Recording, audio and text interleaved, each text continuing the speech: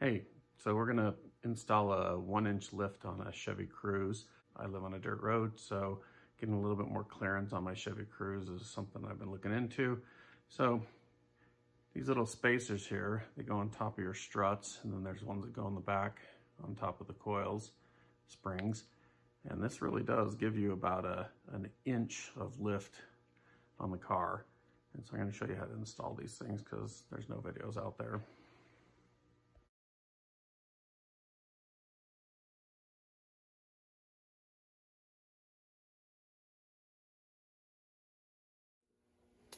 All right, you want to jack the car up. You can do one side at a time, doesn't matter.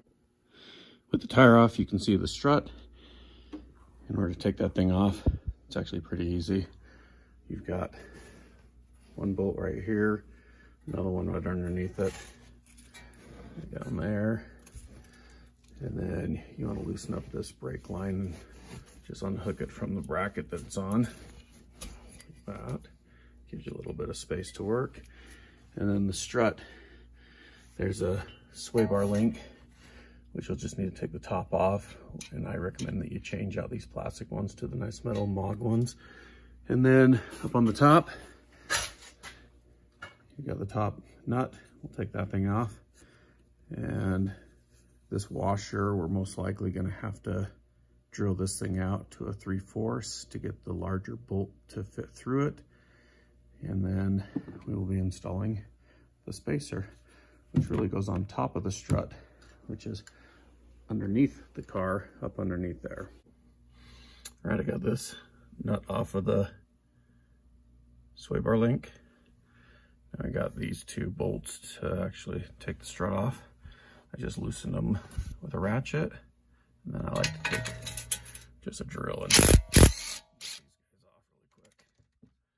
So much easier and faster.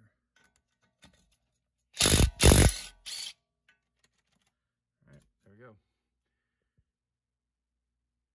Now you just got to push these through, and then that'll release this wheel from the strut, and then we'll loosen up the top bolt on the strut up above, and then we'll pull the strut out.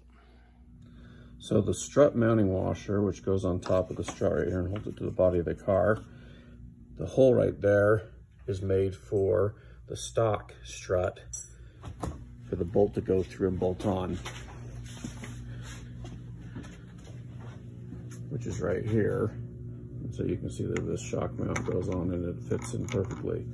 But the problem is that we're going to go and extend this out by screwing this piece on, and as you can see, this is significantly fatter, and therefore this little washer hole is not going to go through. So what we're going to do is drill a hole through that and widen it out. So you want to go over here to a drill press, get yourself a 3/4 inch bit, and we're going to go ahead and drill that out right there so it'll fit. All right, just finished drilling it out. So now we go over here and see if we can get this thing. There it goes. Now it'll fit right up and on there.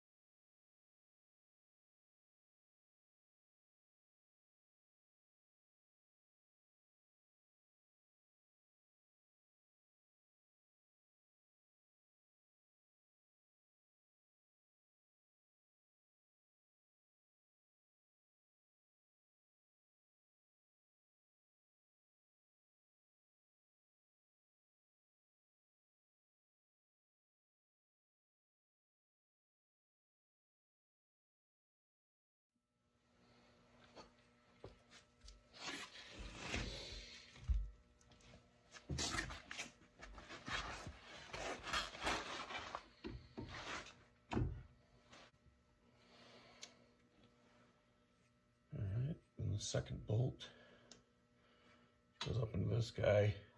You see me fighting with the bottom one to kind of line it up, and I'm using my knees and legs here to lift up on this axle to get it lined up.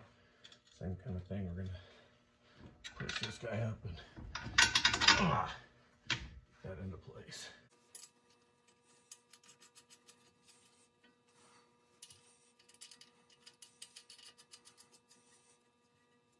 We'll tighten those down.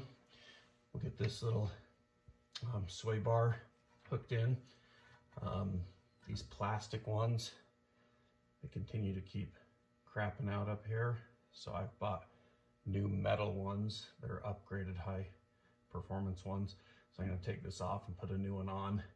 We'll tighten it up at the top, and then we will put the weight on the car, and we should recognize about a 1.5 inch lift on this Chevy Cruze. All right, I got the rear spacer installed. You can see the spring right here, and then right on top of it is that donut, and that gives it a good inch, maybe 1.5 inches of lift. And you can still use the stock shocks, even though I'm going to replace those out here. And then you can fit larger tires, and I'll show you the large tires I'll be putting on this thing. Here's the tires. On the right is the stock tire. On the left is the new large tire. You're talking, gosh, that's probably, my goodness, that's probably 3, maybe even 4 inches, probably 3.5 inches taller, and definitely wider. I don't know if you can see that. But anyways, that's what we're going to be able to go to on the back end of the car with this kind of a lift. Having that aggressive tread is really good too. Oh, when the size of this tire, there we go. We got a 245/65 R17. That's a very large tire that we're putting on this car now. The 1-inch spacers. We're gonna put those things right in here. They come with some factory bolts that hold the spacer on. And then you've got your normal lug nuts that'll hold the tire back onto these studs. And I recommend some anti-rust, anti-seize, and I'll just coat this whole surface face.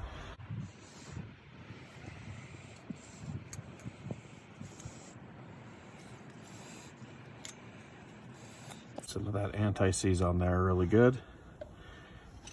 That way when you put the spacer on it and you try to get it off one day, it comes right off without sticking with the rust. All right, just for fun, with the lift kit, putting on 1-inch spacers on the wheels to push them out a little bit.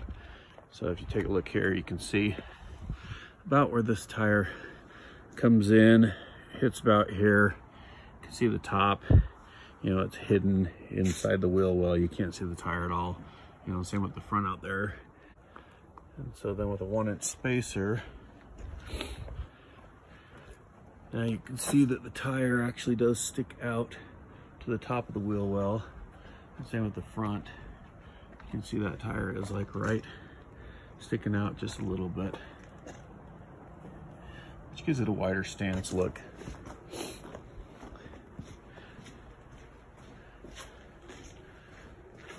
I don't know if we can see that very well, but that one versus that one. I haven't done those sides yet. All right, I wanted to measure, see how much lift we got out of this when I'm done here. So we'll go right here to the back, and we're talking about 7 inches, and this is stock. And now I'll go over to this car. Got the lift and the tire, larger tires, and same kind of measurement. You're talking maybe a little over 10, so about 3 full inches of lift. A couple of follow-up things now that I'm done with the lift. I'm sorry I wasn't able to video doing the rear end. It was really simple. You just take the tire off, lift the car up, let the axle sag and drop all the way down, and then you can literally just pull the spring out from the back of the car. You can put the little donut lift on top of the spring into place, and then just shove the spring back in on top of the axle and put the tire back on. It was really easy. The next thing is that large of a tire that I was using on the back of the car, I did not use the spacers on that because I wanted the tire to fit up within the wheel well. and using a 245 tire, you will have to trim some of the plastic under the wheel well. And so down at the bottom of the car along the running board, I had to cut about 2 or 3 inches, just the plastic off on the front and the back of the wheel well. And then up inside the wheel well, there's a couple of places where the plastic bubbles out about an inch. And I cut that plastic little pieces off. Behind it was some of the metal seams of the car, and I cut some of those metal seams back and kind of hit them back with a hammer to flatten them out to give it about another 1/2 inch to 1 inch of clearance. And in doing so, then the tires don't rub. Even when you're hitting bumps and things, they don't rub at all. Also, I did not use a 245 tire on the front of the car. It will not fit. You have to use a little bit lower profile tire on the front. I'm currently using snow tires on the front with the spacer to space them out a little bit, and they are larger than the stock tires since I do have that 1.5 inch lift on the front.